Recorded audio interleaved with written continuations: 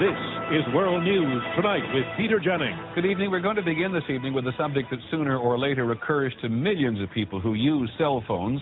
Are they safe? Can you get cancer from a cell phone because it's so close to your head? Do cell phones cause brain cancer? Tonight, News 7's I-Team has learned of 2 more cases. Tonight, cell phones. Whatever you think you've heard before, you must pay attention to this report. As a result, any talk that cell phones can cause brain cancer or even be dangerous is extremely serious. This is the man who ran the industry's research program for 6 years. And now he's decided to go public with what he found.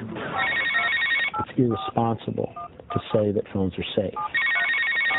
There are at least 6 studies showing that cell phone radiation damages the DNA. Scientific evidence now raises serious red flags about potential dangers to millions and millions of people. I was told by the owner of the station that some of the stories that I did were polarizing. He never explained what he meant by that, but you could only assume that he means that that's not the type of stories that he wants to be told. Unfortunately, today, 2005,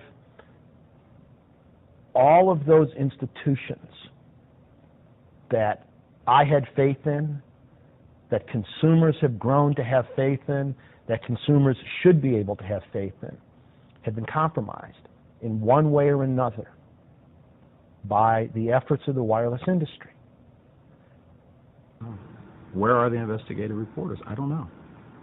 On the human epidemiology side, you have studies that show problems or potential problems and studies that are inconclusive. Now, the industry spins the science. They put it out there for public consumption as though these studies are evidence of safety. It is scientific fraud.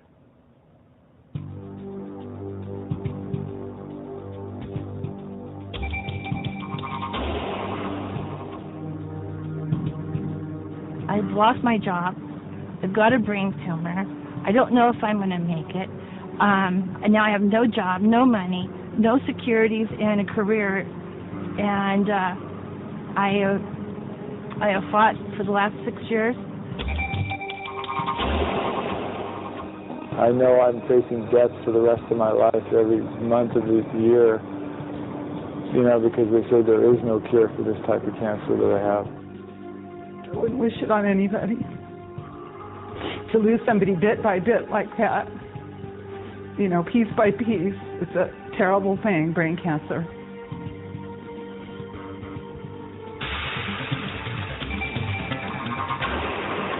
Congratulations. So what does this mean? Well, it means a victory for Sharisa, and it means a victory for future workman compensation injuries relating to brain tumors from cell phone or RF radio frequency exposure. So this sets a precedent. It does. It sets a precedent.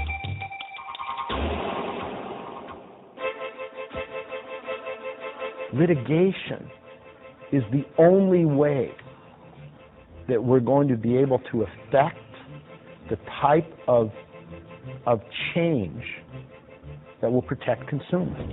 So these are all the documents that have been accumulating since 1993, and we're making sure that they're all kept in a very safe place. In each case, we've been seeking in excess of $150 million.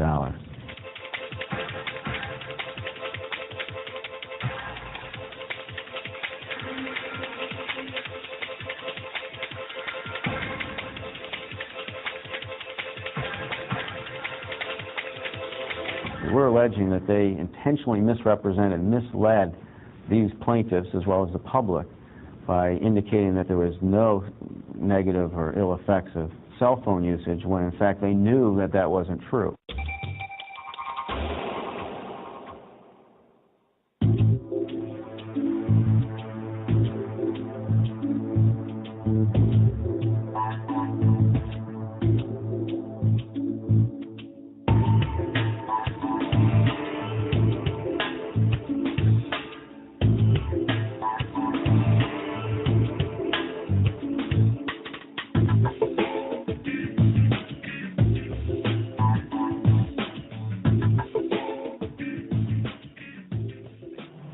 I don't want my children to use them because I think I know a little bit too much.